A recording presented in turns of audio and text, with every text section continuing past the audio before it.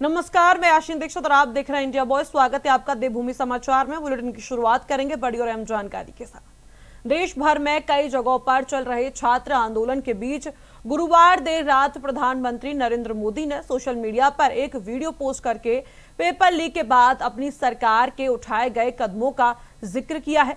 साथ ही उन्होंने आश्वासन दिया कि उनकी सरकार ऐसे कड़े कदम उठाएगी ताकि भविष्य में पेपर लीक जैसी घटनाओं को रोका जा सके। वहीं सोनम वांगचुक ने पीएम मोदी के संदेश से पहले अपना भूख हड़ताल तोड़ दिया था। आपको बता दें कि बृहस्पतिवार देर रात हुई राजनीतिक घटनाओं को लेकर मुख्यमंत्री पुष्कर सिंह धामी ने प्रधानमंत्री नरेंद्र मोदी की पहल का स्वागत करते हुए कहा कि देश की आजादी के बाद से जितने देश की जनता और युवाओं से जुड़े मुद्दे हैं उन्हें सुलझाने का कार्य प्रधानमंत्री ने किया है। इस पेपर लीक मामले में पीएम मोदी सख्त कार्रवाई कर रहे हैं और संसद में एक मजबूत बिल पास कराया जाएगा। आपको बता दें कि इस बिल से नौजवानों के लिए पारदर्शी परीक्षाओं का रास्ता बनेगा, जिससे मेहनती युवाओं को उनकी मेहनत का हक मिलेगा। देश आज़ादी के बाद जितने देश के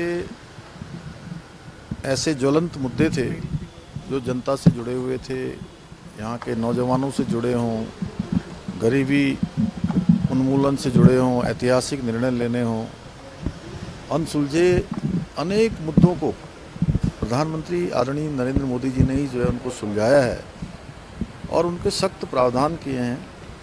उसको हमेशा जड़ से समाप्त करने का काम किया है। इस नकल की समस्या के लिए भी वो उन्होंने कहा है सख्त कार्रवाई करेंगे, सख्त एक बिल लेकर आएंगे। तो मैं समझता हूँ नौजवान युवाओं के लिए आगे के लिए एक बहुत अच्छा परीक्षाओं का रास्ता बन जाएगा। उसके बाद नकल की संभावना नहीं रहेगी और जो हमारे युवा होनहार हैं उनका हमेशा विश्वास, आत्मविश्वास दोनों ही प्रबल होगा कि अब मेहनत करेंगे, परिश्रम करेंगे, योग्यता, प्रतिभा, क्षमता के आधार पर उनका निर्णय उनको आगे चयन का अवसर मिलेगा। मैं प्रधानमंत्री जी की इस पहल का बहुत स्वागत करता हूं, उनका आभार व्यक्त करता हूं। वहीं अब बात करेंगे देहरादून की, जहां पर मुख्यमंत्री पुष्कर सिंह धामी ने मुख्यमंत्री कैंप कार्यालय स्थित मुख्य सेवक सदन में प्रदेश भर से आए लोगों की समस्याएं सुनी। उन्होंने अधिकारियों को निर्देश दिए कि हर शिकायत का संवेदनशीलता, पारदर्शिता और समयबद्ध तरीके से समाधान सुनिश्चित किया जाए। मुख्यमंत्री ने कहा कि आम जनता को सरकारी दफ्तरों के चक्कर न लगाने पड़े और प्रत्येक शिकायत पर नियमानुसार प्रभावी कार्रवाई हो। उन्होंने जनहित और सुशासन को सरकार की सर्वोच्च प्राथमिकता बताया। साथ ही अधिकारियों को शिकायतों की प्रगति से आवेदकों को अवगत कराने और जन सुनवाई व्यवस्था को अधिक प्रभावी बनाने के निर्देश भी दिए हैं।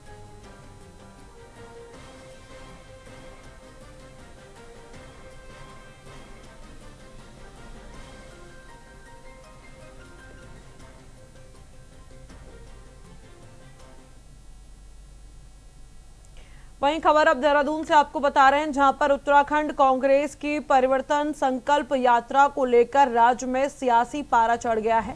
कांग्रेस के वरिष्ठ नेता और प्रदेश उपाध्यक्ष सूर्यकांत धस्माना ने भाजपा सरकार पर तीखा हमला बोलते हुए कहा कि जनता अब बदलाव चाहती है। उन्होंने आरोप लगाया कि भाजपा राज्य में महिला अपराध, पेपर लीक, बेरोजगारी और भ्रष्टाचार चरम पर पहुंच गया है। धस्माना ने दावा किया कि परिवर्तन संकल्प यात्रा को प्रदेश भर में जनता का भारी समर्थन मिल रहा है और कांग्रेस सरकार की विफलताओं को उजागर करती रहेगी।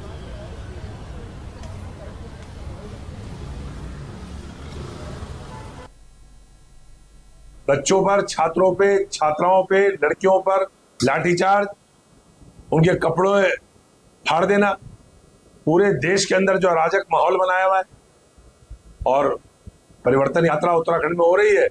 तो भैया इन्होंने भगवान राम को नहीं छोड़ा अयोध्या में, इन्होंने भोलेनाथ जी को नहीं छोड़ा, 223 किलो सोना हड़प कर गए और अब बद्रीनाथ जहां मोक्ष धाम होता है। वहीं देहरादून से आपको जानकारी बता रहे हैं, जहां पर आगामी विधानसभा चुनाव को देखते हुए कांग्रेस द्वारा शुरू की जा रही परिवर्तन संकल्प यात्रा के दूसरे चरण पर भाजपा ने जोरदार हमला बोला है। भाजपा प्रदेश महामंत्री कुंदन परिहार ने कहा कि कांग्रेस आज नेतृत्वहीन और नीति विहीन हो चुकी है। यही वजह है कि वो हर राज्य में हार का सामना कर रही है। उन्होंने दावा किया कि प्रदेश सरकार के जनहितैषी कार्यों, संगठन की मजबूती और संवेदनशीलता के दम पर उत्तराखंड में तीसरी बार भी भाजपा की ही सरकार बनेगी। देहरादून से आपको ये जानकारी बता रहे हैं, जहां पर आगामी विधानसभा चुनावों को देखते हुए कांग्रेस द्वारा शुरू की जा रही परिवर्तन संकल्प यात्रा के दूसरे चरण पर भारतीय जनता पार्टी ने जोरदार हमला बोला है। बता दें कि भाजपा प्रदेश महामंत्री कुंदन परिहार ने कहा कि कांग्रेस आज नेतृत्वहीन और नीति विहीन हो चुकी है।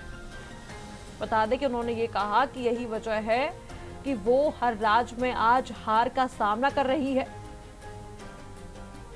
आपको बता दें कि उन्होंने दावा किया कि प्रदेश सरकार के जनहितैषी कार्यों, संगठन की मजबूती और संवेदनशीलता के दम पर उत्तराखंड में तीसरी बार भी भाजपा की ही सरकार बनेगी।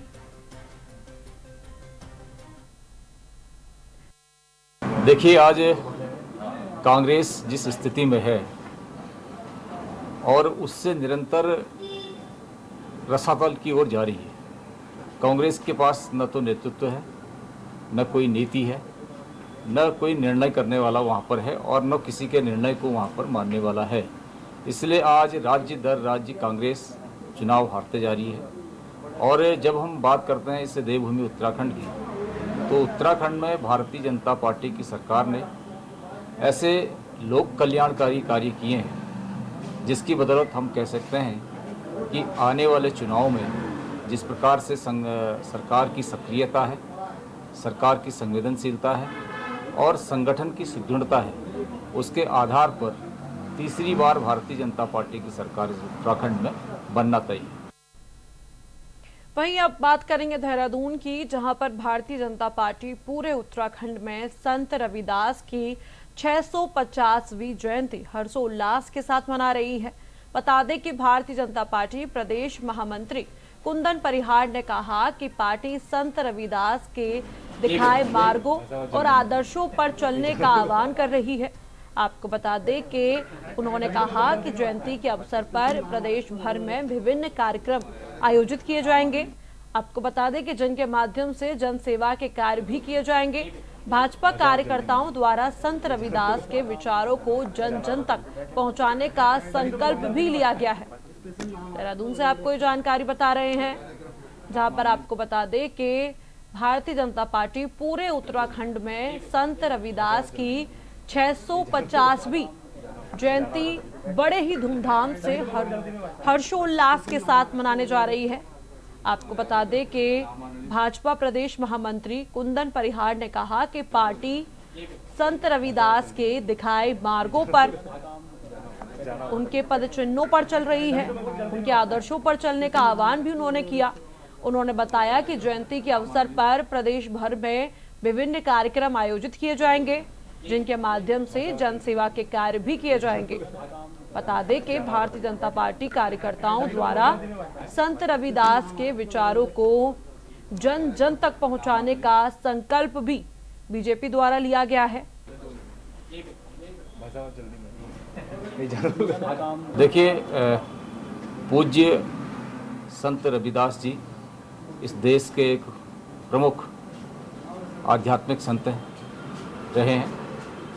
उनकी इस देश में बड़ी मान्यता है और भारतीय जनता पार्टी अपने महापुरुषों का, अपने संत समाज का और अपने सनातन के प्रति हमेशा आदर और सत्कार का भाव रखती है। इस बार देश भर में भारतीय जनता पार्टी ने निर्णय लिया है कि संत रविदास जी की जो 650वीं जन्म जयंती है उसको हम हर्षोल्लास के साथ मनाएंगे और जो उनके द्वारा समाज जीवन में किया गया कार्य था उसको जन जन तक पहुंचाने का काम भी भारतीय जनता पार्टी करेगी। इसी निमित्त आज उत्तराखंड प्रदेश की एक कार्यशाला हमने यहाँ पर आयोजित की है।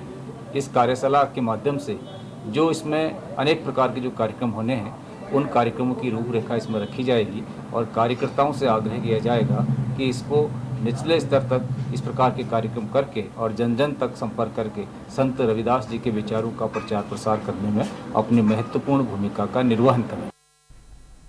वहीं अब देहरादून से आपको जानकारी बता रहे हैं कि देश में पेपर लीक के मामलों को लेकर विपक्ष लगातार हमलावर है। कांग्रेस नेत्री डॉक्टर प्रतिमा सिंह ने भाजपा सरकार पर निशाना साधते हुए कहा कि पेपर लीक की घटनाएं पहले से हो रही थी, लेकिन अब इनका खुलासा इसलिए हो रहा है क्योंकि राहुल गांधी इस मुद्दे को राष्ट्रीय पटल पर लेकर आए हैं। आपको बता दें कि उन्होंने कहा कि देश के युवाओं को भरोसा है कि राहुल गांधी उनके हक की लड़ाई लड़ रहे हैं, इसीलिए युवा अब खुलकर इन घटनाओं की जानकारी सामने ला रहे हैं। देहरादून से आपको जानकारी बता रहे हैं जहां पर पेपर लीक मामले पर कांग्रेस ने तंज कसा है। आपको बता दें कि कांग्रेस प्रवक्ता प्रतिमा ने पेपर लीक पर बीजेपी पर तंज कसा है और उन्होंने कहा कि राहुल गांधी की वजह से अब धांधली का खुलासा हो रहा है। आपको बता दें कि कांग्रेस का दावा है कि देश का युवा राहुल गांधी के साथ है और भाजपा के समय में, भाजपा के राज में पेपर लीक की घटनाएं अब चरम पर हैं। देहरादून से आपको ये तस्वीरें दिखा रहे हैं जहां पर देश में की जो घटनाएं हैं ये शुरू से होती रही हैं और क्योंकि अब ये सामने इसलिए आ रही है क्योंकि माननीय राहुल गांधी जी ने पेपर लीक का जो मुद्दा है उसको राष्ट्रीय पटल पर जो है लाने का कार्य किया है। आज जो छात्र हैं अपने भविष्य को अंधकार में पा रहे हैं और पेपर लीक के मुद्दे को जो है खुल करके सामने आके बताने का कार्य कर रहे हैं। ये धामी जी कहते हैं कि हम सख्त नकल विरोधी कानून लेके आए हैं और उसके अंतर्गत बहुत सारे ऐसे प्रावधान है जिससे जो अपराधी है वो कभी अपराध रिपीट नहीं करेगा। अगर इतने ही आपके सख्त कानून थे तो हाकम सिंह को हाई कोर्ट से जमानत कैसे मिल गई? क्योंकि आपने कमजोर पैरवी की। इसकी वजह यह है क्योंकि अगर वो अपनी जुबान खोलता तो कई ऐसे सफेद पोशों के नाम आते जो सरकार के गले की हड्डी बन जाती। मैं पूछना चाहती हूँ धामी जी से कि एक बात सवाल का जवाब दे कि नकल विरोधी जो सख्त कानून है उसके तहत अब तक कितने लोगों के खिलाफ कार्रवाई हुई है, कितने लोगों की जो संपत्ति है वो कुर्क हुई है और कितने लोगों के घरों में बुलडोजर चला है। क्योंकि अगर एक भी अपराधी के खिलाफ कार्रवाई हुई होती तो ये बच्चों का जो भविष्य अंधकार में ले जाने का कार्य ये नकल माफिया और पेपर लीक माफिया करते आ रहे हैं, इनकी हिम्मत ना होती इस तरीके का कुकृत्य करने से। तो जब तक सरकार गंभीर नहीं होगी ये अपराध होते रहेंगे। खबर आपको हरिद्वार से बता रहे हैं जहां पर कावड़ मेला 2026 की तैयारियों को लेकर जीआरपी मुख्यालय में एसपी रेलवेज अरुणा भारती की अध्यक्षता में समन्वय बैठक आयोजित हुई। आपको बता दें कि सुरक्षा के लिहाज से मेला क्षेत्र को 2 सुपर जोन, 4 जोन और 7 सेक्शन में बांटा गया है। स्टेशनों पर मेटल डिक्टेटर से सघन चेकिंग होगी और 7 मेला स्पेशल ट्रेन चलाई जाएंगी। आपको बता दें कि सीमावर्ती जिलों के साथ रियल टाइम सूचनाएं साझा होंगी। अधिकारियों ने स्पष्ट किया कि श्रद्धालुओं को साइबर और जहर खुरानी गिरोह से जागरूक किया जाएगा। वहीं आपको बता दें कि हुड़दंगियों के खिलाफ सख्त कार्रवाई होगी। देखिए हमारा कांवड़ क्षेत्र जितना भी एरिया है रेलवे स्टेशन के हिसाब से उसमें Yognagari, old railway station, Haridwar, Jwalapur, Raiwala, Motichur, Laksar, Roorkee और छोटे स्टेशंस भी शामिल हैं। तो इन क्षेत्रों को हम सभी स्टेशंस को हमने 4 जोन में बांटा है और 7 सेक्टरों में बांटा है। सभी में जोनल प्रभारियों की तैनाती की गई है और सेक्टर में सेक्टर प्रभारियों की, इसके अलावा पुलिस बल लगाया गया है। हम लोग चेकिंग फ्रिस्किंग लगातार करेंगे, HHMD DFMD से चेकिंग, बॉम्ब डिस्पोजल और डॉग स्क्वाड की चेकिंग। इसके अलावा हमारे पास ATS की टीम और QRT टीम्स रहेंगी।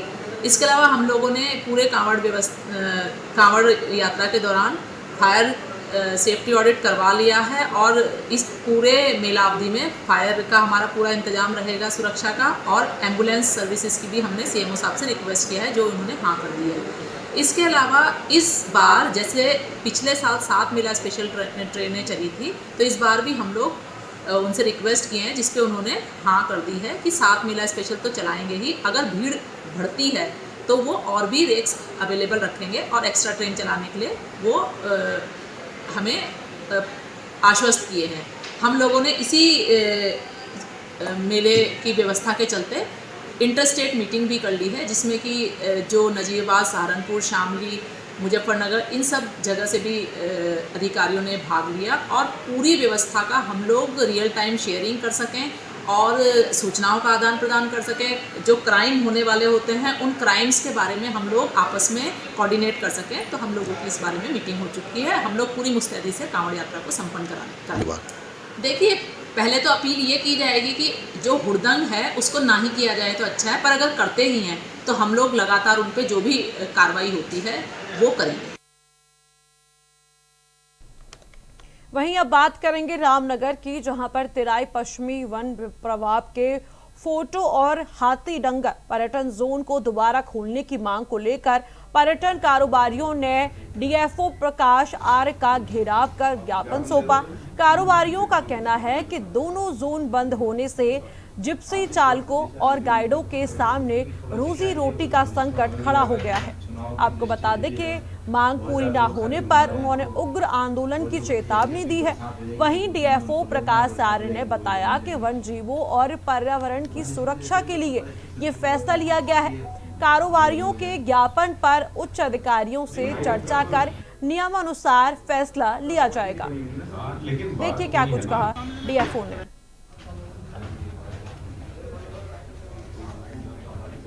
देखिए, जो फाटो जोन और हमारा हाथीडगर जोन है, एक वो प्रक्रिया के तहत बंद किया गया है वन्य जीवों के ऊपर स्ट्रेस और ये सारी चीज़ों को देखते हुए। लेकिन आज ये हमारे सारे गाइड्स और जिप्सी वाहन चालक और वाहन मालिक जो हैं आज यहाँ पे आए हैं। इनकी अपनी मांग है, इनके द्वारा एक ज्ञापन भी दिया गया है। तो इस पे ज्ञापन पर भी गंभीरतापूर्वक विचार किया जाएगा, उच्च स्तर से भी सहमति ली जाएगी, उसके तदनुसार फिर कार्रवाई करेंगे। हमारे द्वारा डेफो तराई पश्चिमी को ज्ञापन दिया गया है, क्योंकि पिछले वर्ष भी ये ओपन रहा था और लेकिन इस वर्ष इसे बरसात में बंद कर दिया गया, जिससे जिप्सी चालक और गाइडों के लिए और आसपास जितने स्थानीय कारोबारी हैं उनके लिए संकट पैदा हो गया है। तो रोजगार बना रहे, इसलिए हमने आज डेफो तराई को ये ज्ञापन सौंपा है कि इसको खोलें और जिससे हमारा रोजगार भी बना रहे। यदि अगर नहीं खोला गया तो हम कोशिश करेंगे कि उच्च अधिकारियों से बात करें और इसे किसी दूसरी तरीके से, या फिर हमें अगर इसके लिए धरना प्रदर्शन भी करना पड़े तो हम करेंगे। वहीं अब बात करेंगे देहरादून की, जहां पर उत्तराखंड सचिवालय की सुरक्षा व्यवस्था पर सवाल खड़े करने वाला मामला सामने आया है। एक कारोबारी का निजी सुरक्षा गार्ड लाइसेंसी पिस्टल के साथ सचिवालय परिसर में पहुंच गया। बताया जा रहा है कि प्रवेश के दौरान ना तो गार्ड की तलाशी ली गई और ना ही हथियार की जांच हुई। सूचना मिलने के बाद सुरक्षा और खुफिया विभाग में हड़कंप मच गया। गार्ड को हिरासत में लेकर पूछताछ की गई। जांच में सामने आया कि वो कारोबारी के साथ अधिकारी से मुलाकात के लिए आया था। आपको बता दें कि सचिवालय सुरक्षा अधिकारी ने पूरे मामले की जानकारी जुटाई और प्रवेश प्रक्रिया की जांच शुरू कर दी है। अभी जैसे जानकारी मिली कि आपके द्वारा बताया गया कि ये आदमी कोई घूम रहा है यहाँ पर, उसके पास गन लगी है, तो मैंने सिक्योरिटी अपने अधिकारी को बुलाया, तो उनको यहाँ पर लाए वो, तो उनसे पूछा तो उन्होंने कहा हम किसी अधिकारी के साथ या किसी बिजनेसमैन के साथ आए हैं जिनका पास बना है। लेकिन गाड़ी में जिन बैठे थे तो एक्चुअली में गाड़ी के अंदर बरबरी हम लोग बाहर से देख लेते हैं, गाड़ी के अंदर प्रॉपर चेकिंग नहीं हो पाती यहाँ पर गेट पर, बरबरी देखते हैं कि कौन आ रहा करके, क्योंकि ये छोटी रिवॉल्वर है, इन्होंने पिस्टल अंदर रखी है तो नहीं दिखाई दी होगी, तो यहाँ पर जैसे बाहर दिखाई दी तो हमने उनको बता दिया और बाहर ये है तो इंटेलिजेंट की जो उसकी लेकिन बरबरी बाहर से ये है। आज तक जो हम देखते हैं गाड़ी आती है तो बरबरी देखते हैं कौन आ रहा है कौन नहीं आ रहा है, प्रॉपर चेकिंग आप इसमें हम अपने उच्च अधिकारी को बताते हैं, वो जैसा उनका इंस्ट्रक्शन होगा उस हिसाब से। कौन व्यवसाय है, काय के व्यवसाय है? कोई फाइबर के व्यवसायी हैं और कहीं अपॉइंटमेंट है उनका अधिकारी के साथ मिलने के लिए। अच्छा, तो हम अपने उच्च अधिकारी को इस संबंध में रिपोर्ट देते हैं, उनका जो भी डायरेक्शन होगा तदनुसार कार्रवाई की जाएगी।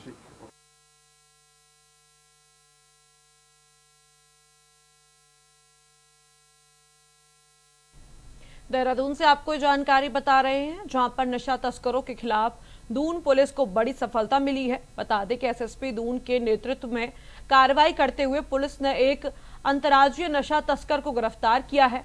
आपको बता दें कि आरोपी के कब्जे से 86.31 ग्राम अवैध स्मैक बरामद हुआ है। आपको बता दें कि जिसकी अनुमानित कीमत करीब 26 लाख रुपए बताई जा रही है। पूछताछ में सामने आया कि आरोपी स्मैक को किराना से खरीद कर लाया था और देहरादून में स्थानीय नशेड़ियों व शिक्षण संस्थानों के छात्रों को सप्लाई करने की फिराक में था।